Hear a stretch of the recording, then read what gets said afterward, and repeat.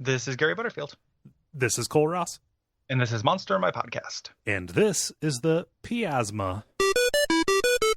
There's a monster in my podcast. A miasma of pee. Yeah. I mean, you imagine that a gigantic black bear is going to go around spraying piss, right? Oh, sure. Yeah.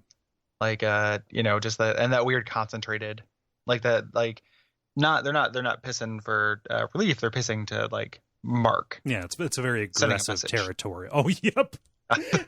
Quite literally. So these are ascended black bears that also happen to have boar's tusks. Yeah. And there's, a couple things, like they're stronger, they're faster, but there's not a whole lot extra to them, in the world of the future. Right. They're not, they're bigger than regular black bears, but like bears are already pretty big. It's not like a slightly bigger bear is out of the ordinary, Mm-hmm. Yeah. Yeah. And it's kind of weird. They like made them bigger, a little bigger and a little bit stronger. And then of course, because it's Shadowrun, like their corporate security or what have you. But they gave them a weakness as opposed to like giving them a strength. Yes. They don't like shoot beams out of their eyes or have like mind control like most of these monsters. Mm-hmm.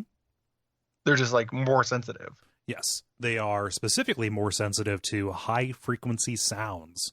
So like if you come across one of these, all you have to do is, deploy something that resonates at 36 kilohertz.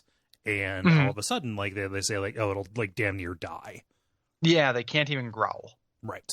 Like it destroys them so much. Yeah. So you just have to keep in your back pocket, like your Flanders screaming wave. And then you can just destroy as many of these as you want. Yeah. It cannot go near those stores that use those high-pitched tones to keep teenagers away. Yeah. So mutated black bears and teenagers, more uncommon than you think. Yeah, you keep these guys out of the Arastapole or whatever. I don't know. Aerostaple? Aeropostale? Aeropostale, yeah. I never know how to say that thing. Yeah. Whew, that's a blast from the mid-2000s. Yeah, Aeropostale. Every once in a while you'd see one of those shirts. What's that? It's like you'd see one of those shirts, those Arastapostale shirts, Aero Hospital or whatever. And then it's just like what is that? Like it's just the name of the store, but you're also wearing it on the shirt. Like that's pretty strange.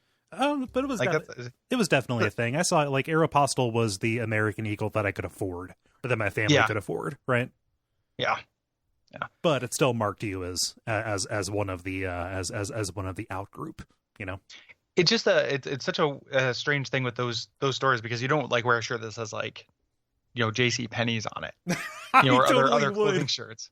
Yeah, like just get you can just go on eBay and you're just like digging through the rummage bin of the corporate retreat, JC Penney corporate retreat. Yeah.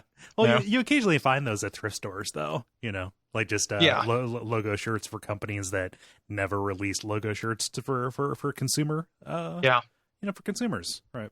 Yeah, I always like that. Yeah. I hope nobody looks at my Wang computer. They distracted people from my shirt. I would wear that. Yes.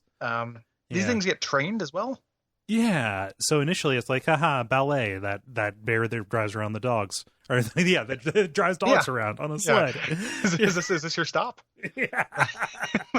We can turn this thing around. Yeah, get into the dog pool lane.